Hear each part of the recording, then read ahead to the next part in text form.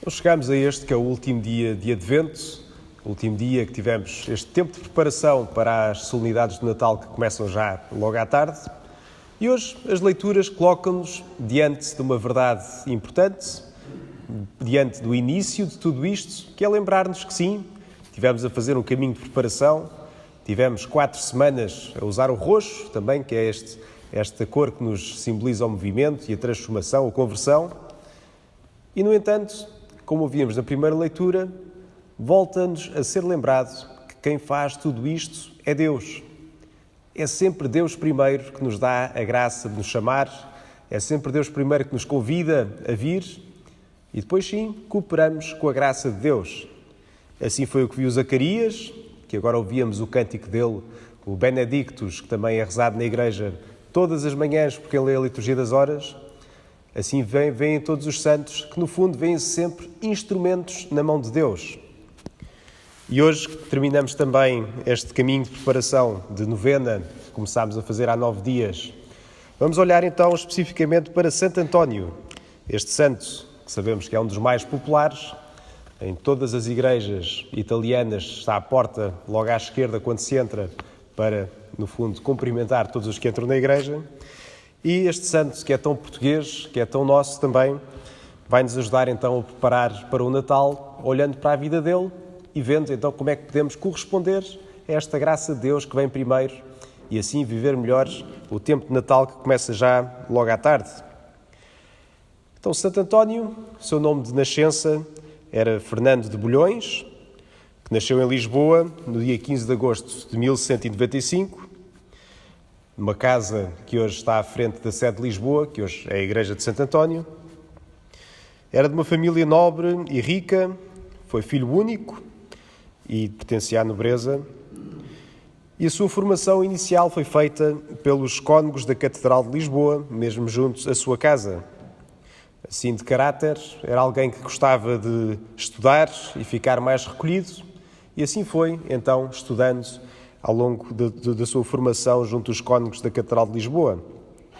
Depois, aos 19 anos, entra para o Mosteiro de São Vicente, também em Lisboa, junta-se aos cônegos regulares de Santo Agostinho, um pouco contrariado pelo seu pai, que no fundo ser parte de uma ordem assim mais austera e quase mendicante não parecia bem naquela altura. Acaba por morar 2 anos em Lisboa, sendo depois então enviado para Coimbra, de facto que era o centro universitário da altura, onde de facto depois vai então estudar mais seriamente, onde tem uma grande biblioteca em mãos e pelo estudo, que lhe era assim tão próprio, e pela oração, vai crescendo e vai então fazendo a sua formação. Fica 10 anos em Coimbra, é ordenado sacerdote e depois é precisamente também em Coimbra que acaba por conhecer os frades franciscanos. Um dia conta-se que, ao virem os corpos dos mártires de Marrocos, mártires franciscanos que tinham ido para Marrocos pregar, mas que foram martirizados e depois são enviados de volta, conta-se que isso tocou profundamente a Santo António e que por isso mesmo, então, decidiu fazer-se também ele frade franciscano e ir pregar e ser mártir em Marrocos. Junta-se então aos frades franciscanos, já na altura não foi assim uma grande novidade, mas já enquanto era pregador, já quando era frade de Santo Agostinho também já tinha a fama de ser um grande pregador, mas ao juntar-se aos frades franciscanos, por humildade também decidiu manter-se, digamos, debaixo do radar e não falava. Mas entusiasma-se então com esta realidade franciscana, vai então para Marrocos, mas adoece a meio do caminho, pelo que não pode ficar em Marrocos, tem de voltar. E em vez de regressar a Lisboa, conta-se que o barco acabou por ser levado para a Sicília, onde havia depois um grande encontro de todos os franciscanos, que na altura já seriam cerca de 5.000. Aí Santo António conhece São Francisco de Assis, o fundador, e de facto fica próximo dele e acaba por fazer-se, de facto, o pregador de todos os frades franciscanos. Que há aquela história que se conta que um dia não havia um pregador para pregar numa certa ocasião e então lembraram-se lá que Santo António era padre, chamaram-no e aí descobriram-no como um grande pregador e depois, com alguma resistência de São Francisco, queria de facto manter a ordem sempre humilde e tinha medo também do orgulho que podia nascer, mas depois vendo Santo António, São Francisco acabou por se desarmar e permitir a Santo António que fosse então o pregador e o professor então dos frades que soubessem teologia, mas que se mantivessem sempre humildes, que não perdessem então esse espírito de humildade tão característico dos franciscanos.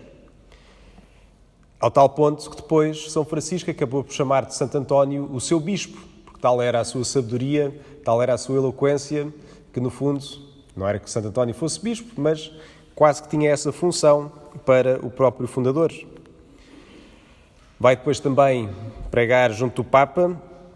que depois o próprio Papa Gregório IX fica muito impressionado com Santo António e chama-lhe de facto a Arca do Testamento, tal é, digamos, a sua sabedoria. E então, depois, Santo António acaba por ser, dentro da ordem, alguém que segue com esta vida de pregador e professor, então, dos frades, e vai itinerantemente de cidade em cidade, aos vários sítios onde estavam os frades, pregar. Há assim 3 grandes episódios, há muitos mais, que estão todos escritos assim num livrinho das Florinhas de Santo António, onde contam pequenas histórias que se contam sobre Santo António, em vida e depois também depois da morte, com os milagres que foram feitos por intercessão de Santo António. Mas há assim 3 histórias que partilho aqui também, que são assim características deste santo. O primeiro, talvez um dos mais famosos, é o milagre dos peixes em Rímini. Rímini, na altura, estava, de facto, assim, com uma grande heresia que se espalhava, e Santo António foi então enviado para pregar, para refutar, no fundo, a heresia que aí vinha. Mas ninguém o quis ouvir, ninguém mostrou interesse naquilo que ele estava a dizer, e decidiu, muito bem, então vou pregar aos peixes. E foi então junto do mar, e começa a pregar dirigindo-se aos peixes, e conta-se que todos vieram, todos, peixes, predadores e presas, estavam todos em conjunto, e dizia Santo António: ó peixes, vós que pela vossa função fazais muito mais glória a Deus do que estes homens que deviam dar glória a Deus, mas seguindo fora dos seus caminhos, acabam por ofendê-lo. E conta-se que depois, claro, a população acabou por ver este milagre e acabou por aceitar a pregação de Santo António, a converter-se e voltar então à fé católica que tinha deixado. Outra assim grande história de Santo António tem a ver com a presença real de Jesus na Eucaristia, pois noutra terra onde foi pregar também havia um certo padre que duvidava da presença real da Eucaristia. E então pôs um desafio a Santo António, que disse que se por acaso um boi ficasse esfomeado durante vários dias e depois fosse apresentado diante da Eucaristia, que o boi não iria querer saber nada, mas iria continuar a alimentar-se como se nada fosse. E Santo António, para o bem daquela alma, aceita o desafio e então um burro, passou vários dias sem comer e depois, quando foi colocado diante da Eucaristia, deixou a comida que tinha sido dada naquele dia e então ajoelhou-se diante de Jesus na Eucaristia e, mais uma vez, aquele padre converte-se e depois volta então para a fé católica.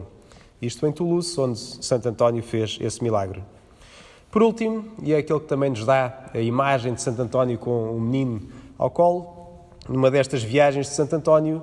algures ficou hospedado numa hospedaria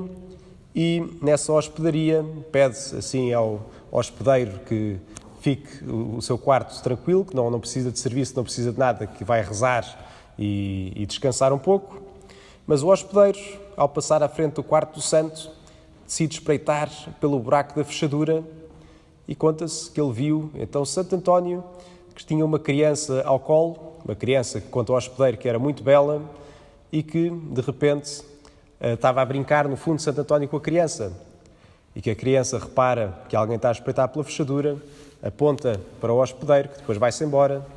mas horas mais tarde, depois de Santo António acabar a sua oração, vai falar com o hospedeiro e pede então que mantenha isto em segredo, pelo menos enquanto ele vive. E assim depois acabou por ser, mas a história espalha-se, e então temos todas as imagens de Santo António com o menino ao colo, por causa dessa visão ou desse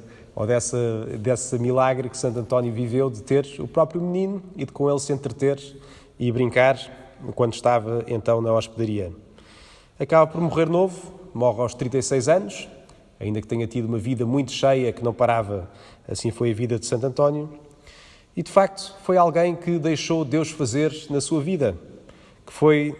foi sempre determinado por fazer a vontade de Deus, onde quer que Deus o quisesse, seja primeiro, então, em Lisboa, seja depois em Coimbra, seja depois quando se deixou levar, então, pelos franciscanos e foi até a Itália.